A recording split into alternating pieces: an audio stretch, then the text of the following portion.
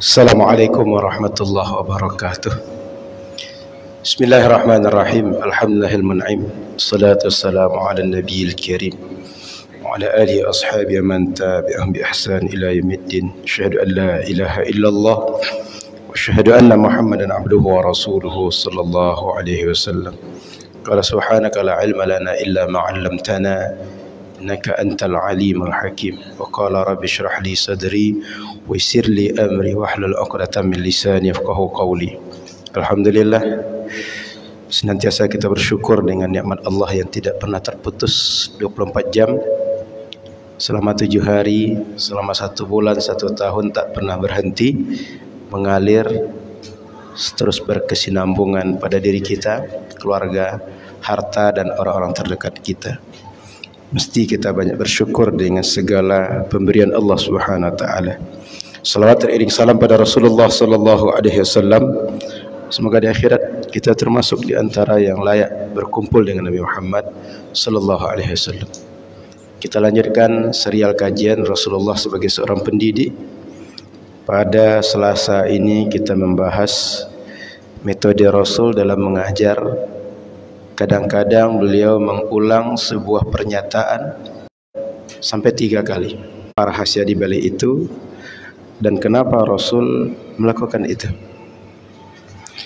Kata para ulama, Nabi sallallahu alaihi wasallam ketika membacakan hadis, menjelaskan sebuah penjelasan, kadang-kadang beliau mengulang 3 kali ta'kid dan limatmuni untuk menegaskan kepada orang yang mendengar substansi dari penjelasan beliau.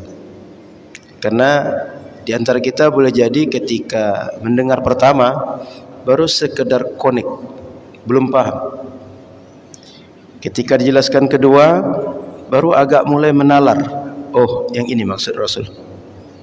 Ketika diulang ketiga kali, seakan apa yang disampaikan Rasul ada depan kepala kita.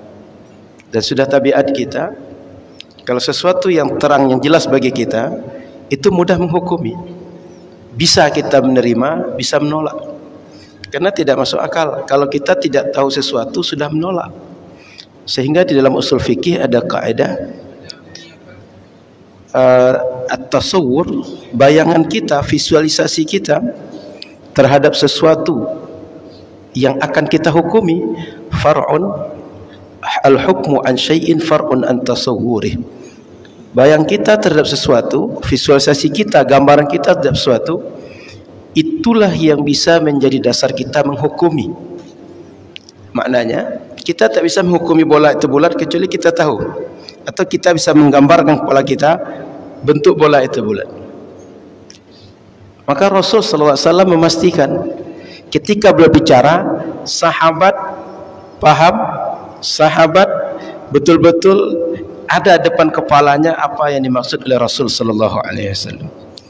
Dan seorang guru mestinya ketika bicara itu jelas. Kalau bisa yang kita sampaikan itu dihafal oleh murid. Apa tujuannya? Kalau ilmu yang kita sampaikan dihafal oleh murid, dia akan mengamalkan. Kalau dia hafal, dia bisa ajarkan. Efeknya apa? Setiap dia amalkan, setiap dia ajarkan, jariah untuk dulu guru pertama yang mengajarkan. Maka Bapak, Ibu, sahabat dirahmati Allah, perlu kita belajar bagaimana kalau bicara ini dipahami dengan baik oleh orang yang mendengarkan pembicaraan kita. Di antara metode yang diajarkan Rasul, ulang penjelasan sampai 3 kali. Ini tidak memandang objek kita orang cerdas atau standar IQ-nya atau rendah. Kalau ada orang rendah IQ-nya atau kita sebut orang bodoh, diulang sekali, diulang 2 kali, dia dapat manfaat. Kalau ada orang yang tinggi IQ-nya, orang cerdas, diulang pertama dia hafal, diulang kedua makin yakin dia, diulang ketiga nempel, sulit untuk lupa. Sehingga tak merugikan kalau kita menjelaskan sebuah hadis, sebuah penjelasan berulang-ulang. Minimal gunanya orang yang mendengar paham, dan bisa membayangkan dengan jelas apa yang dimaksud. Karena Bapak Ibu sahabat rahmati Allah, mubazir kalau kita bicara tapi orang nggak paham apa yang kita bicarakan. Waktu berjalan juga dan akan dihisab juga oleh Allah Subhanahu wa taala. Maka usahakanlah setiap yang kita buat, setiap yang kita lakukan berisi, dan kalau dihisab oleh Allah ada yang akan kita jawab untuk hisab di hadapan Allah Subhanahu wa taala. Terkait dengan bab ini, Imam Al-Bukhari di dalam kitab sahihnya membuat bab man a'ada al-haditha thalathan liyufhama anhu. Lalu beliau menukilkan ada dua hadis. Satu hadis yang berasal dari sahabat Anas bin Malik radhiyallahu taala anhu. Apa kata sahabat Anas? Anin Nabi sallallahu alaihi wasallam annahu kana idza takallama bi kalimatin a'adaha thalathan hatta tufhama anhu. Rasul kalau menjelaskan sebuah penjelasan, menyampaikan sebuah hadis, menyampaikan sebuah tafsir dari Al-Quran, beliau kadang mengulang sampai 3 kali. Apa tujuannya? Agar para sahabat paham apa yang dimaksudkan oleh Nabi sallallahu alaihi wasallam. Bapak Ibu rahmati Allah Subhanahu wa taala, kita tak perlu menguji orang lain, kita saja. Kadang-kadang ketika mendengar penjelasan itu berulang, yang pertama itu kita mulai nyambung, yang kedua semakin terang, ketiga oh jelas oleh kita. Maka tidak usah merasa nyinyir kalau ada orang menjelaskan 3 kali. Ini bapak ini kok ulang-ulang terus, nyinyir betul, jangan begitu. Karena boleh jadi di antara kita mungkin tak manfaat sekali 2 kali, tapi ada orang yang manfaat dari yang 2 dan 3 kali itu. Dan dalam satu kelas murid kita nggak sama semua. Ada yang cerdas, ada yang sedang, ada yang kemampuannya di bawah. Dalam konsep ilmu pendidikan, ad-dha'if amirur rakbi. Kita kalau punya kafilah, punya rombongan, punya konvoi, itu yang jadi patokan standar kecepatan jangan yang paling kencang, tapi yang paling lambat, yang paling lemah. Karena kalau yang paling lemah jadi standar, yang cepat pasti terayomi. Kalau yang paling cepat, yang paling lambat pasti tinggal. Jangan yang paling lambat, yang tengahnya tinggal. Makanya konsep ilmu tarbiyah itu, filosofi orang Arab, ad-dha'if amirur rakbi, yang lemah standar dalam perjalanan kita. Jadi kalau Bapak Ibu punya murid, ada satu kelas 40, ada 30, ada 25, tengok yang paling standar, yang paling bawah kemampuannya sudah nangkap atau belum? Kalau sudah, insya Allah yang cerdasnya sudah dapat. Tapi kalau yang cerdas, ranking 1 sampai 10 jadi patokan, yang 11 sampai 25 jangan-jangan belum dapat sama sekali. Maka Nabi sangat pandai memetakan kemampuan para sahabat. Ada sahabat yang biasa bergaul sehari-hari dengan Nabi, ada orang pedalaman yang kita nggak kenal, ada orang sekali berjumpa nggak kenal, tapi Nabi mampu untuk memetakan dan mampu berkomunikasi yang baik dengan setiap orang, sehingga ketika beliau bicara, hadis beliau dihafal dan diriwayatkan. Sampai hari ini kita masih membaca hadis Nabi sallallahu alaihi wasallam. Maka Bapak Ibu yang dirahmati Allah, setiap bicara usahakan pembicaraan kita dipahami orang, kalau bisa orang hafal, sehingga orang akan mengamalkan dan dia akan ajarkan dan dia akan sampaikan dan dia akan tuliskan.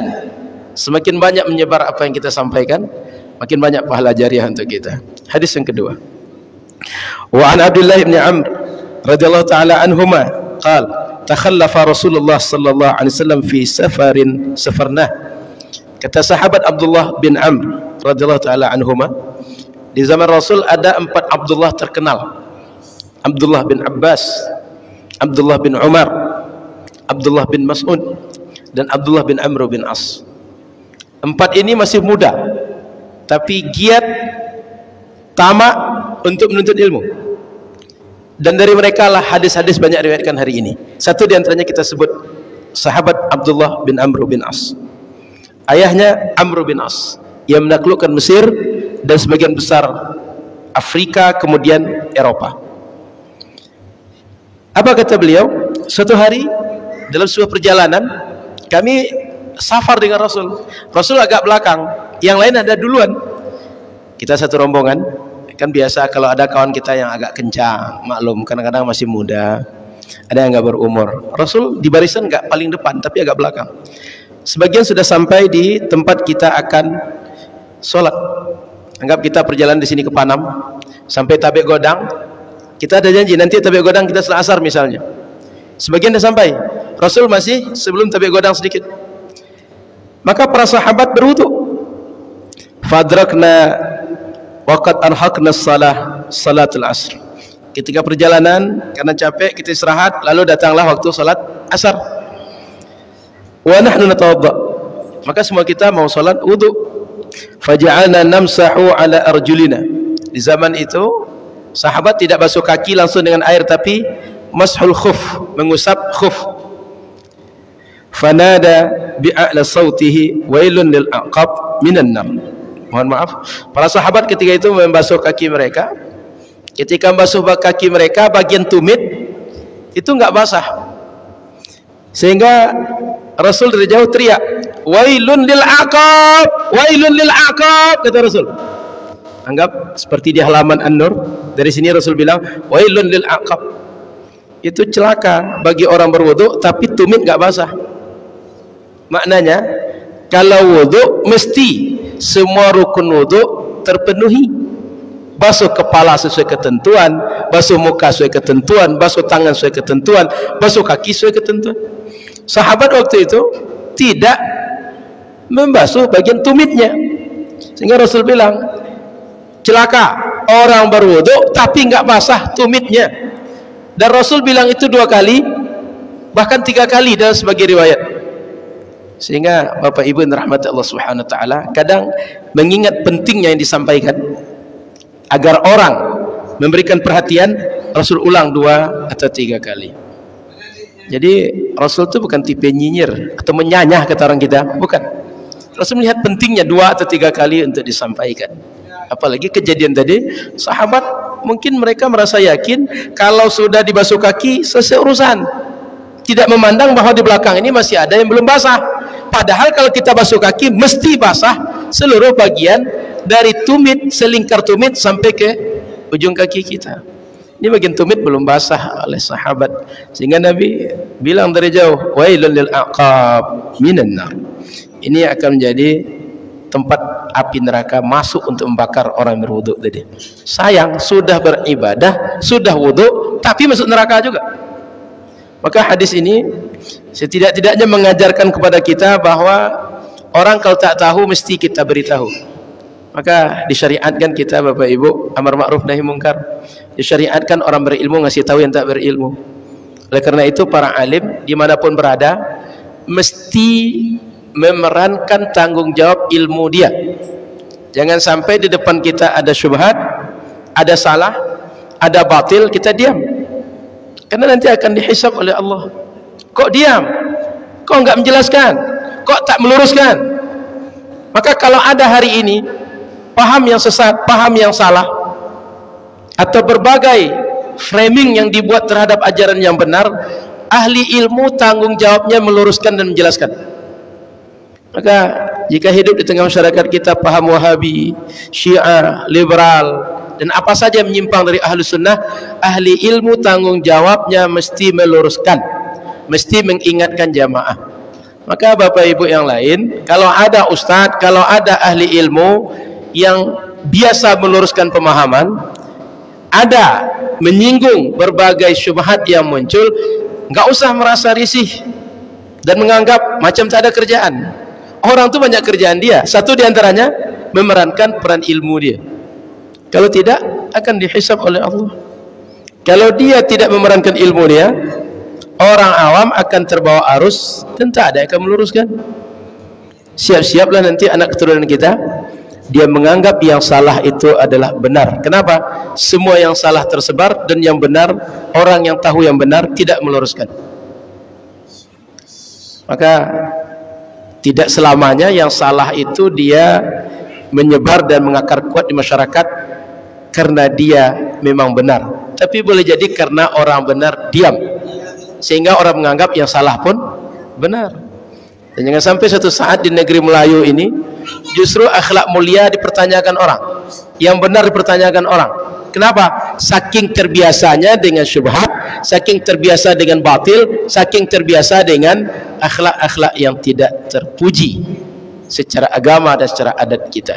Maka mesti ada yang bertanggung jawab dan memerankan itu. Poin kedua dari hadis ini, ketika ada hal yang perlu dijelaskan dengan suara keras, itu tidak aib, boleh kita bicara keras. Seperti Nabi tadi, kalau Nabi tidak teriak, tidak bicara keras, nggak akan dengar sahabat. Padahal waktu itu mesti dijelaskan. Kalau nggak dijelaskan, sahabat berwudu dengan cara tak benar. Makanya dalam usul fikih, bahwa kalau ada orang butuh penjelasan, bila kita tak jelaskan, itu haram hukumnya. Takhirul bayan an waqtil hajah la yajuz. Mengundur atau membiarkan mengulur penjelasan pada waktu dibutuhkan penjelasan tak boleh. Jadi ketika perlu di masyarakat butuh penjelasan, jelaskan. Ketika ada bertanya, jawab. Ketika ada yang minta fatwa, jawab. Jangan diulur. Kenapa? Jangan orang waktu itu dia mesti memilih antara halal dan haram, benar dan salah, hidup dan mati. Maka Bapak Ibu yang dirahmati Allah Subhanahu wa taala, Nabi kadang bicara keras, bukan Nabi marah, bukan Nabi kasar, bukan Nabi bengis, tapi butuh untuk dengan suara keras. Maka kadang-kadang kita mendidik anak dengan suara keras itu pakai tempatnya. Jangan setiap saat keras. Nanti anak menganggap bahwa bicara keras itulah yang benar, sehingga dia perilaku dia kasar terhadap orang lain. Tidak begitu.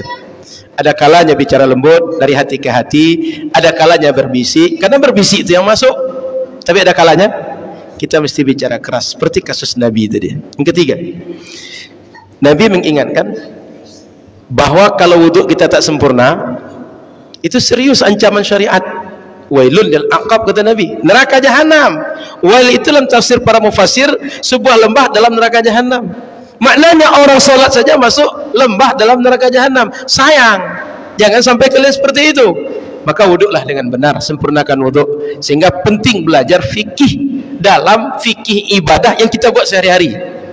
Saya ulang Bapak Ibu, fardu ain hukumnya mengetahui ilmu tentang kewajiban agama yang mesti kita buat sehari-hari. Di antara contohnya ilmu tentang solat dan apa yang terkait dengan solat.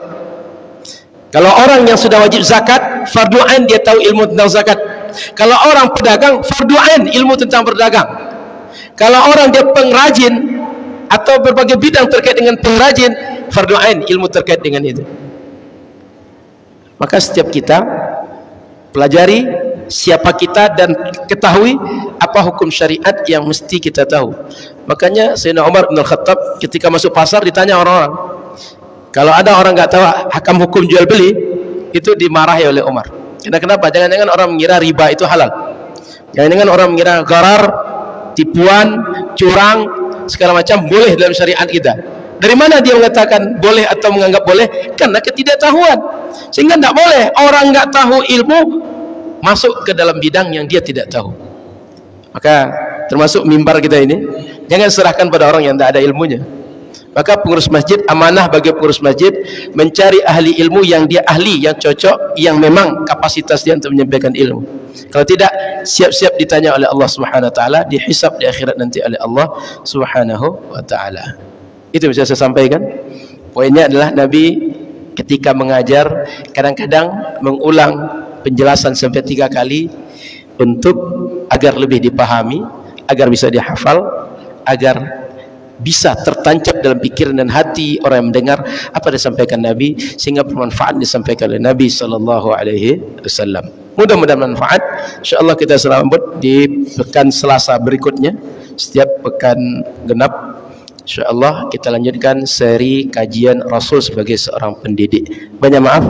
Subhanakallah wa bihamdika asyhadu an la ilaha illa anta astaghfiruka wa atubu ilaika. Assalamualaikum warahmatullahi wabarakatuh.